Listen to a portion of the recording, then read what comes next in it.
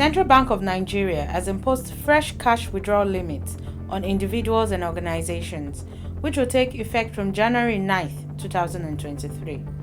According to a memo issued by the CBN and signed by the CBN's Director of Banking Supervision, Haruna Mustafa, to banks on Tuesday, 6 December 2022, individuals will only be able to withdraw 100,000 Naira in a week from over-the-counter, point-of-sales machine or automated teller machines, while organizations can withdraw 500,000 per week.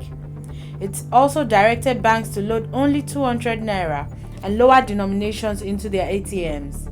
This means Nigerians will only be able to withdraw 20,000 Naira per day from ATMs when the directive becomes effective.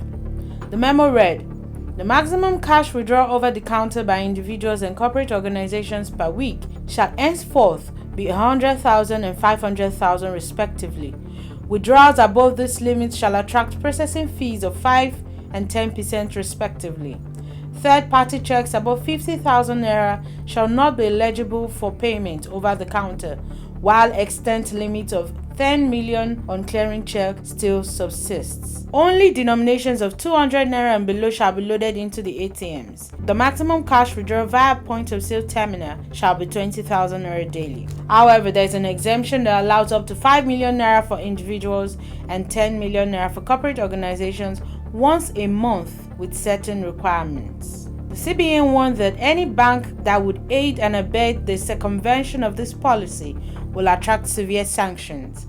In a response to this announcement, the National President, Association of Mobile Money and Bank Agents of Nigeria, has said that the point-of-sale operators would plan a protest as the policy was targeted at killing their source of livelihood. While speaking in an interview, Olojo disclosed that the new announced policy would have a negative impact on their business as it translated to the shutting down of POS terminals. He said, "This news is just breaking and a lot of POS agents are already complaining bitterly.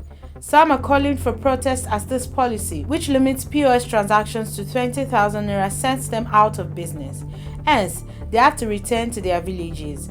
Speaking on the impact of the new policy on individuals and the economy, the president said it would be really tough as Nigeria was still a cash-dominant society.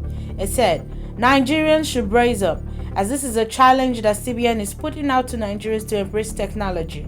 However, the difficulty would be felt as we still have a lot of transactions done with cash, especially those that are below the pyramid, such as the market women and men who are petty traders, because this, in essence, means that once a bag of rice or flour is to be bought, which is above 20,000 Naira, it has to be via e-banking.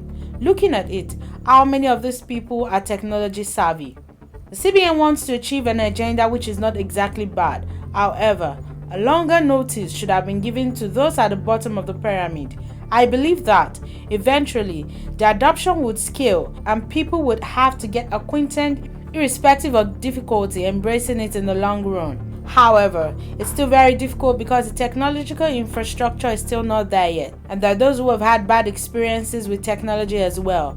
The implication of this policy would slow down a lot and affect a lot of things, particularly those earning more than 20,000 Naira daily. Olojo noted that his fears and concerns were that the policy was coming at a harsh period when the Nigerian economy was ill-prepared for it, adding that there should be an adequate alternative before any process will be scrapped. Also, POS operators said that the new CBN policy would affect their business because pegging daily transaction limits to 20,000 Naira is not helpful to them. They stated that the limit would affect their profit making, put people out of jobs, and increase insecurity in the country due to unemployment. Meanwhile, Deputy Managing Director of ABC Transport, Jude Nneji, has lauded the project, stating that it would reduce crimes. He said, "If somebody knows he can't get cash from you, he won't bother to attack you. If you also consider the cost of printing this money, you'll want to use electronic means." When asked if this will not affect his transport business, he said, "No doubt, it's going to encourage people to hoard funds, but for people like us whose customers pay through electronic means, we don't have a problem.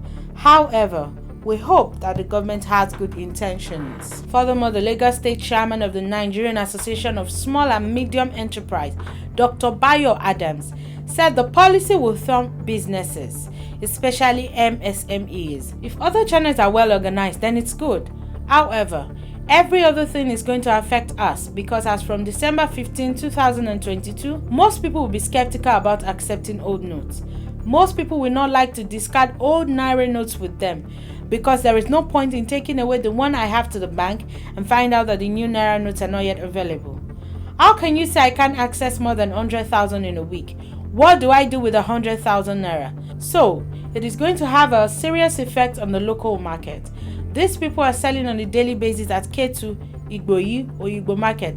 Most of them do not have POS or ATM, so it will affect the speed of transactions and movement of goods. Now, it is people with cash that will be able to buy goods. But if I say I want to transfer and no one is taking the transfer from me, they will tell you they cannot accept that mode of payment because they have no bank account. The president of the Bank Customers Association of Nigeria, Dr. Uju Ogbunuka, said that the cashless policy's intentions were understandable, but the execution and timing were not right, stressing that these were areas where severe problem would emerge.